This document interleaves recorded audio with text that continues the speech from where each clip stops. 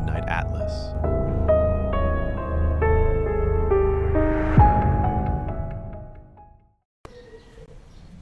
Have you ever thought about how some of the really chilling legends actually give us these profound insights into human nature? It's fascinating, isn't it, how fear and folklore intertwine with who we are.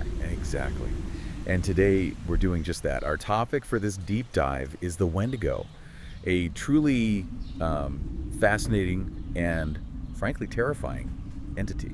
It really operates on multiple levels simultaneously, doesn't it? It's a creature, a psychological concept, a cultural warning. Right. So our mission today, and we're drawing directly from the sources you've shared with us, is to sort of unpack the layers of the Wendigo. We'll start with its mythological origins, then shift into its really eerie manifestation as Wendigo Psychosis. And that connection is key. Absolutely. And finally, we'll dive into a pretty compelling historical case that sits right at that intersection.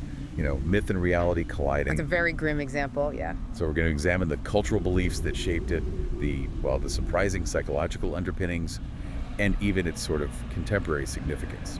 So yeah, let's just jump right in. To really get a handle on the Wendigo, we have to go back to its origins, right? Yeah. Where did this terrifying figure first emerge, and what did it actually look like in its earliest form? Well, the Wendigo is essentially a mythological creature, or you could say an evil spirit. It originates from Algonquian folklore. Algonquian. So that covers quite a few groups. Yes, exactly. Particularly among peoples like the Ojibwe, Saulteaux, Cree, Naskapi, and the Innu. The name itself, Wendigo, it's actually a loan word. It comes from Cree Wetchiko and Ojibwe Wendigo. Huh. And I read something interesting about the root word. Ah, yes. If you trace it back, the reconstructed Proto-Algonquian root, Winnequapaw, it has this potential meaning of owl. Owl. That's unexpected. Definitely not the first image that springs to mind. Yeah. So what are its more common characteristics in these traditions? The scary ones. Right. Across these different cultures, the description is remarkably consistent in the core elements. It's seen as malevolent, definitely cannibalistic, and supernatural. And strongly tied to certain environments. Very much so. Strongly associated with the north, with winter, extreme cold, famine, and starvation. Basically, the harshest conditions imaginable. Okay. Can you give us a picture? What does it look like? Basil H. Johnston, who is a really respected Ojibwe teacher and scholar, he provides a truly vivid description. Picture something gaunt, almost impossibly emaciated. Skeletal. Pretty much.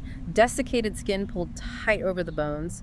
The complexion is described as ash gray, eyes pushed way back deep into their sockets. Yikes. Lips all tattered and bloody.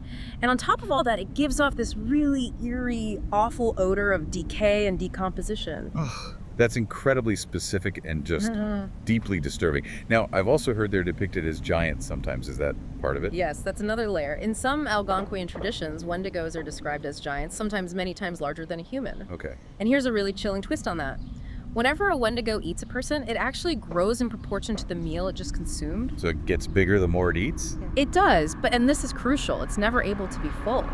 So you have this paradox. It's monstrously gluttonous, always eating, always growing, yet it's simultaneously depicted as impossibly thin because it's perpetually starving. Wow. So it's this never-ending hunger, physically but also symbolically maybe, like the ultimate embodiment of excess. Precisely. That's the core symbolism. It embodies gluttony, greed, and just endless excess. It's constantly searching for new victims because that hunger, that void, can never truly be filled. And how in the folklore did someone become a Wendigo? Was it a curse or something else?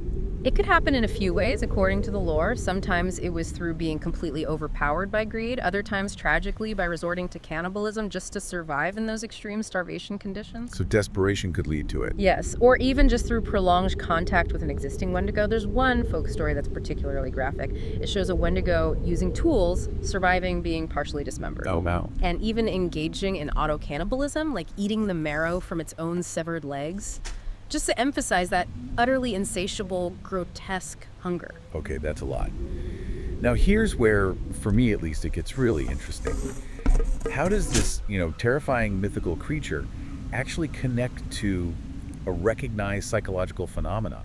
It feels like it steps right out of a story and into the human mind. That really is the fascinating leap, isn't it? We see this concept manifesting as something called Wendigo Psychosis, which is classified technically as a culture-bound syndrome. Culture-bound, meaning specific to that cultural context. Exactly. Think of it as a mental health condition or perhaps a behavioral pattern that's really unique to a specific cultural group and deeply, deeply rooted in their narratives, their ways of understanding the world. Of what characterized it? It was primarily characterized by this intense, overwhelming craving for human flesh, but also, and this is really important, a profound fear of becoming a cannibal. So both the desire and the terror of it. Yes. These stories, this concept, it served as an incredibly powerful cautionary tale within the community. A warning about losing your humanity under the most dire circumstances imaginable. So it wasn't just a scary bedtime story. It was something people believed could or did happen psychologically. What would that actually look like in a person? Well, the accounts suggest it often began subtly, maybe with symptoms like depression, deep sadness, nausea, loss of appetite, anorexia. Okay. But as it progressed, it became much more severe. Individuals would experience intense paranoia, anxiety, and eventually violent hallucinations. They might start perceiving other people, even their own family members, as edible, as potential prey. That's horrifying. And the belief was, once human flesh was actually consumed, that transformation into a Wendigo became, well, complete and irreversible. Complete and irreversible. Wow. That sounds like, almost like an extreme coping mechanism. Right. A way for the mind to process something utterly horrific by framing it this way. That's certainly one psychological lens we can use to understand it. Societal narratives and myths like the Wendigo, they can offer a kind of cognitive map, a framework for individuals to process profound distress, especially taboo thoughts or impulses. So naming the fear helps contain it. In a way, yes. And the concept of externalization is key here.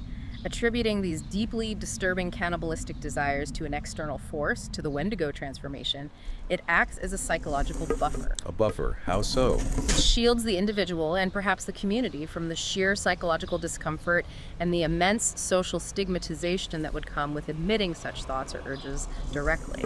It's a way to cope with the unthinkable by giving it a name, a story, an external cause. That makes sense. Are there other psychological factors, maybe from childhood or society? Potentially, yes. Some researchers have looked at possible links to Ojibwa child-rearing practices. For instance, situations where things like affection and acceptance might have become contingent on enduring hardship, like fasting or isolation rituals. How would that connect? Well, the theory goes, this could inadvertently create what some call dependency cravings, a deep psychological yearning tied to those conditions, maybe even associating pain or deprivation with a form of reward or connection. That's complex. It is, and you also have the broader societal structure, an emphasis on individual achievements, maybe competition within the community. These could also contribute to intense internal pressures that might, in extreme circumstances, manifest in distorted ways. Given this was seen as a real condition, were there traditional treatments? Did they think they could cure it? Yes, there were traditional treatments. Often they involved having the afflicted person ingest large amounts of fatty animal meats or animal grease. Why fat? The idea seemed to be to counter the emaciation associated with the Wendigo and perhaps induce purging. Sometimes success was marked by the individual vomiting ice, which was seen as expelling the spirit or the cold essence of the Wendigo. Vomiting ice, wow. And how does that line up with modern understanding?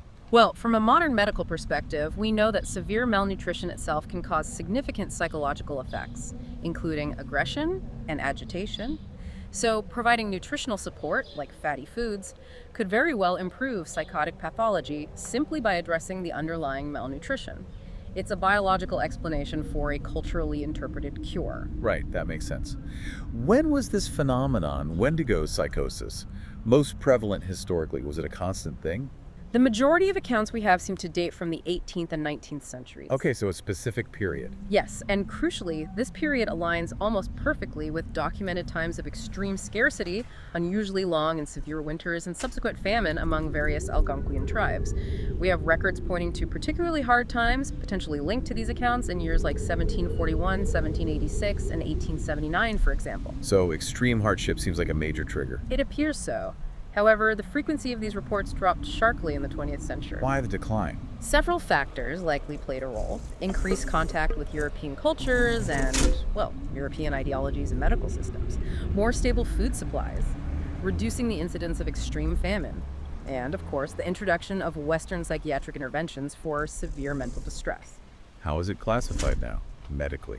Well, the ICD-10, which is the World Health Organization's diagnostic manual, does classify Wendigo, slightly different spelling there, as a culture-specific disorder. But it's important to say there's still quite a bit of debate among researchers about its historical legitimacy. Debate about whether it was real. About whether it was truly a distinct psychiatric syndrome as we'd understand it today, or perhaps more of a cultural interpretation of various forms of distress, including reactions to starvation, or maybe even other underlying mental illnesses framed within that specific cultural belief system. And isn't there an alternative viewpoint, too? One that sees it less as a disorder and more as something else? Exactly. Some scholars and indigenous perspectives argue strongly against pathologizing it in purely Western psychiatric terms. They suggest it might be better understood as an indigenous belief system reflecting an individual's intense, perhaps terrifying contact with transcendental powers or spirits. So less a sickness and more a spiritual or existential crisis within their worldview. Precisely. A way of grappling with profound imbalance and trying to achieve personal equilibrium within their specific social and spiritual context.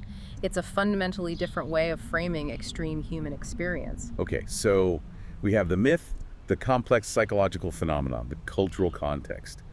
What does this all mean when we look at actual history? Let's turn to a concrete historical example, one that really brings this whole complex phenomenon into sharp and tragic focus. Right. But before we dive into probably the most famous case associated with the Wendigo, it's worth just a quick clarification. Okay. The name Swift Runner, it actually pops up in a couple of different historical contexts, which could be confusing. Good point. Well, we're about to discuss the really chilling story of the Plains Cree trapper named Swift Runner. It's just interesting to note that Swift Runner was also another name used for Maris Bryant Pierce. Maris Bryant Pierce. Who was he? He was a prominent Seneca Nation chief in the 19th century, a lawyer, teacher, interpreter, a major figure in tribal land rights activism, very influential in treaty negotiations, particularly the Second Treaty of Buffalo Creek. He gave a famous anti-removal speech. Wow, completely different person, different history. Totally different, but equally significant in his own right. It just shows how names can echo across history in unexpected ways. A good reminder. Definitely. Okay, so clarification made. Now let's talk about this Swift Runner, the Plains Cree trapper. What's his story? Okay, so this Swift Runner, his Cree name was Kakisi-Kuchin. He was, by accounts, initially a respected man, a skilled hunter, even worked as a guide for the Northwest Mounted Police. So well-regarded initially. What changed? Well, his life seems to have been significantly impacted by alcohol, which tragically was introduced into many indigenous communities by European traders, often with devastating effects. This reportedly led to violent outbursts, and eventually he was actually expelled from his own tribe. Okay, so he was already somewhat marginalized, and then the incident, winter of 1878. That's right. In the winter of 1878, he traveled into the northern forests in what's now Alberta, Canada. He wasn't alone. He was with his family, his wife, his 6 children, his mother, and also his brother, a large family group. And he came back alone, didn't he? He did. In the spring of 1879, Swift Runner emerged from the wilderness by himself. And what immediately struck people was that he appeared remarkably well-fed, healthy even. Yeah. After a harsh winter that supposedly killed everyone else. Exactly. His story was that his entire family had tragically starved to death during that brutal winter, but his own healthy appearance made this claim instantly suspicious. I can imagine, especially to the family members left behind. Absolutely. His wife's family, in particular, were deeply skeptical and alarmed. His story just didn't add up, given how he looked. So, suspicion led to an official investigation. The Northwest Mounted Police got involved again. Yes, they were alerted to the inconsistencies and the concerns. They launched a formal investigation and, crucially, they compelled Swift Runner to lead them back to his family's winter campsite. He had to take them to the scene. He did, and what they discovered there was, well, truly gruesome. The campsite wasn't just empty, it was littered with human bones. Oh no. Many of the bones were cracked open, suggesting marrow had been extracted. Skulls reportedly had bullet holes, body parts were scattered around the camp. It was undeniably a scene of violent death, not just starvation, and clearly cannibalism. Just horrific. So faced with that undeniable physical evidence, what did he say? Did he confess? He did. Faced with the horrifying evidence at the camp, Swift Runner confessed to killing and consuming his family members. And his explanation, his defense, His defense was that he had been possessed by the Wendigo spirit. He claimed this possession drove him into a state of madness, a sort of supernatural hunger, compelling him to commit these acts. He invoked the Wendigo. How did the colonial Canadian legal system at the time react to that kind of defense? Spiritual possession. Unsurprisingly, perhaps, the colonial Canadian legal system, operating under British common law principles, did not recognize spiritual possession as a valid legal defense for murder. So it wasn't accepted. No. He was arrested, put on trial at Fort Saskatchewan, found guilty of murder and cannibalism based on the evidence and his confession, and he was subsequently executed by hanging on December 20, 1879. It's just such a chilling story. It really does feel like this grim intersection point of the legend, the potential psychological distress, cultural beliefs, and ultimately a horrific reality. It absolutely is. The case of Swiftrunner remains one of the most chilling and also one of the most well-documented historical accounts that seems directly linked to the Wendigo legend and the associated psychosis. It serves as this stark, grim intersection of folklore, psychology, and the tragic consequences of, well, immense cultural and environmental pressures colliding. Yeah. Thinking about this case and the whole Wendigo concept, it really brings up a bigger question, doesn't it? How does this specific phenomenon, Wendigo Psychosis and Swiftrunner's story, fit into the broader discussion of cannibalism in general? It's such a taboo topic, often sensationalized. That's a really important point to unpack, because cannibalism isn't monolithic. It takes diverse forms, far beyond just Wendigo psychosis. It's crucial to differentiate. Okay, so what are the main types or motivations? Well, you have what's called nutritional cannibalism. This is basically consuming human flesh purely for caloric content during situations of extreme scarcity, absolute survival necessity. Like the Andes flight disaster. Exactly. The Uruguayan Air Force Flight 571 crash in 1972 is a famous, tragic example. Or instances during historical famines, like some documented during the World Wars. It's about survival when there are no other options. Okay, survival. What else? Then there's ritual cannibalism. This is quite different. It's consumption as part of specific cultural, religious, or funerary rites. It holds symbolic meaning within that society. Where was that practiced? It's been documented historically among various groups, like the Hurons and Iroquois of North America, the Ashanti people of West Africa, the Maori of New Zealand, among others. The reasons varied: mourning, absorbing qualities of the deceased, warfare practices. So culturally embedded, not necessarily driven by hunger or madness. Correct. And then, distinct again, you have what we might call pathological cannibalism. This is the type most often rooted in psychopathology. These are often criminal acts. Linked to mental illness. Sometimes severe mental illness, yes. Or it can be linked to specific paraphilias, which are intense, persistent, atypical sexual interests, like vorophilia, which involves the fantasy of being eaten or eating others. This is the kind often sensationalized in media. Right, so it's complex, not always about mental illness, as you said. And what about its status as a taboo? It feels almost universal now, but you mentioned it was embraced historically in some places. It's definitely a powerful taboo in modern Western ideologies, absolutely. But historically and cross-culturally, it wasn't always viewed with the same horror. As we mentioned with ritual cannibalism, it was integrated into various cultures for diverse reasons. Any scientific perspective on why it might have been more common or at least accepted in the past? Well, there are some interesting, though debated, hypotheses. Some researchers have proposed potential evolutionary protective mechanisms. For example, certain genetic variations, polymorphisms, found in human populations globally that might offer some resistance to prion diseases. Prion diseases, like mad cow. Exactly. Diseases that can be transmitted through consuming infected brain tissue. The existence of these genetic defenses could hint, though it's speculative, that consuming human tissue, perhaps including brains, might have been common enough at some point in earlier human evolution for such defenses to develop and spread. Huh. That's a fascinating, if unsettling, thought. Going back to the pathological side, though, you mentioned it's not always linked to mental illness. Right. It's important not to oversimplify. While psychopathology can be a factor, other things often contribute too. Substance abuse, for instance, certain personality traits, like those associated with antisocial personality disorder. And environmental factors can play a role, things like growing up in lower socioeconomic backgrounds, having a history of abuse, or having family members involved in criminal activity. It's often a complex mix. Are there other really unusual forms? There are. There have even been documented cases of self-cannibalism, which is called autosarcophagy, literally people eating parts of their own body. Voluntarily. Sometimes in the absence of psychosis or substance abuse, though it can also be linked to conditions like paranoid schizophrenia or occur after a traumatic brain injury. It's very rare and poorly understood. And you mentioned a unique case study involving an adolescent. Yes, there was a notable case report about an adolescent who developed cannibalistic ideation thoughts, not actions without any prior psychiatric history. Initially baffling, it was eventually attributed to complex PTSD with psychotic features stemming from severe, prolonged trauma, specifically sexual abuse. So trauma could manifest in this extreme way, too. It suggests it can, yes, which is a departure from typical classifications and highlights just how complex the underlying factors can be. It's not always straightforward psychosis. When it is psychopathological, what are the underlying motivations often thought to be? Is it just madness? Often, when psychologists analyze these cases, particularly the criminal ones, the motivations seem to revolve around disturbing desires for power, for potency, sometimes described as a fantasy of achieving an omniscient capacity, like absorbing the victim's life essence, their strength, their very being. That idea of absorbing someone again. Yeah. Chilling. It is.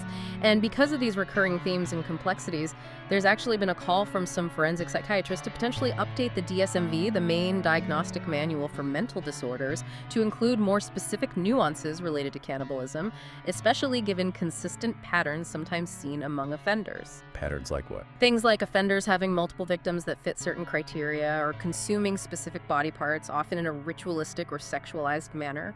The current classifications might not fully capture these specific, albeit rare, presentations. Wow. Okay, that's a lot on the psychopathology. Are there psychoanalytic takes on this too? More symbolic interpretations of these kinds of fantasies? Absolutely. Psychoanalysis has explored cannibalistic themes quite extensively, often metaphorically.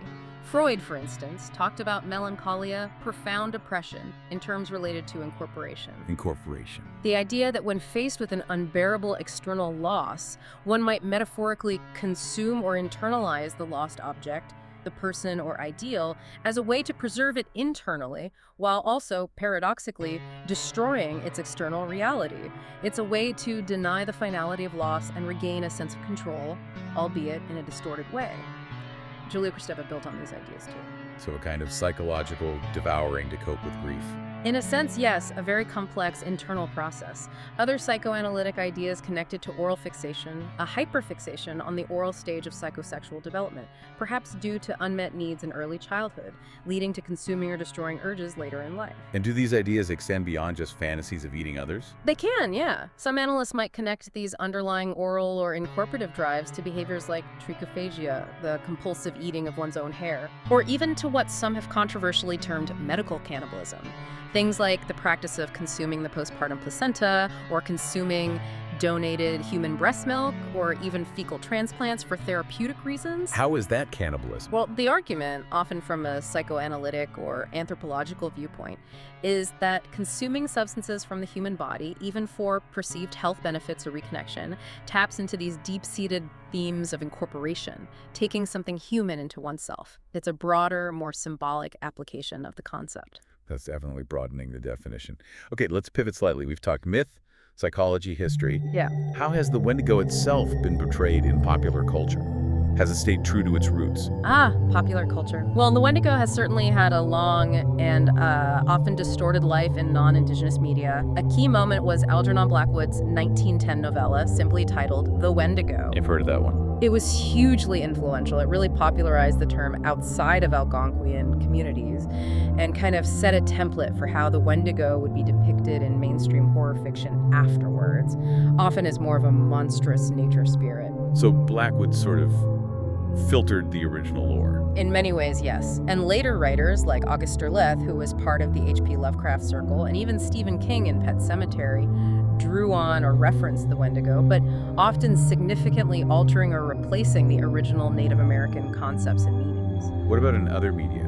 Comics, movies? Oh, it's popped up all over. Marvel Comics introduced a version of the Wendigo back in 1973, often depicted as this monstrous, Bigfoot-like creature, usually battling the Hulk and Wolverine. Right, the white furry version. Exactly. Then you have films. Ravenous from 1999 is an interesting one. It uses the Wendigo concept more metaphorically, explicitly linking the insatiable hunger to the greed and violence of American colonialism and manifest destiny. That's a more thematic use. Yes. It's also referenced, sometimes obliquely, sometimes more directly, in things like the Hannibal franchise, obviously playing on the cannibalism theme. More recently, the film Antlers from 2021 featured a creature heavily inspired by the Wendigo, depicted as this kind of emaciated, deer-like monster that grows hungrier and weaker the more it consumes, echoing that paradox. And video games, too. Oh, yeah. The game Until Dawn from 2015 features Wendigos as the primary antagonists, drawing on several aspects of the lore, including the transformation through cannibalism in isolated, cold environments. These popular depictions, especially the ones by non-native creators, they often face criticism, don't they? It feels like something often gets lost or twisted. Absolutely. That's a major point of contention. Many of these popular portrayals are created by writers and artists who don't come from the cultures where the Wendigo originates, and they are often heavily criticized for misappropriating indigenous culture and spirituality. Misappropriating how? By taking this complex figure with deep cultural, psychological, and cautionary significance, and essentially reducing it to just a generic monster, a scary villain, often for white protagonists to overcome. So it strips away the context and the meaning. Exactly. It often demonizes indigenous beliefs, turns a cultural concept into a simple horror trope, and completely loses the nuance, the warnings about greed, environmental imbalance, the psychological fragility under duress, the consequences of resorting to taboo acts. The original cautionary tale is often completely lost in the translation to mainstream entertainment. Wow. We have covered so much ground today. It's been a truly intense journey through a really complex and often chilling subject. It really is multi-layered. The Wendigo, as we've seen, it just transcends being a simple monster story, doesn't it? That touches on these incredibly deep aspects of human psychology, our history, cultural beliefs, our relationship with scarcity and excess. I feel like we've definitely gleaned some incredible value from really diving deep into these sources you brought together. I think the Wendigo, however you choose to understand it, whether as a literal mythical creature from folklore, or as a culture-bound syndrome reflecting psychological distress, or even as this powerful, enduring metaphor, it powerfully illustrates how extreme external pressures, things like famine and intense cold, combined with intense internal drives, maybe greed, maybe desperation, maybe a lust for power, how these forces can really push the boundaries of human behavior and perception into terrifying places. It really forces you to think about context, doesn't it? It absolutely compels us to consider the profound impact that cultural context has on mental experience. And it shows how stories, both these ancient ones, and even their modern, sometimes distorted reflections, help us grapple with the darkest, most complex, and often most uncomfortable aspects of the human condition. So that leaves us with a final thought, maybe something provocative for you, the listener, to mull over. If we take the Wendigo concept, especially that core idea of insatiable greed and consumption that disrupts balance, maybe ecological balance, maybe social balance, how might this ancient indigenous idea apply to the challenges we face today? Challenges far removed from the harsh winters of the Algonquian lands. Exactly. Think about our modern societal system's global consumption patterns. Could the Wendigo metaphor speak to those? What societal maladies, what forms of insatiable hunger or greed might we be metaphorically externalizing today? Much like individuals, perhaps, once externalized their literal hunger and psychological distress onto the figure of the Wendigo spirit. What are our modern Wendigos?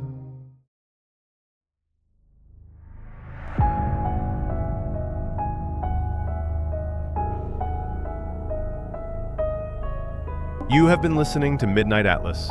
For more journeys into the unknown, be sure to follow or subscribe on Spotify, YouTube, and wherever you get your podcasts.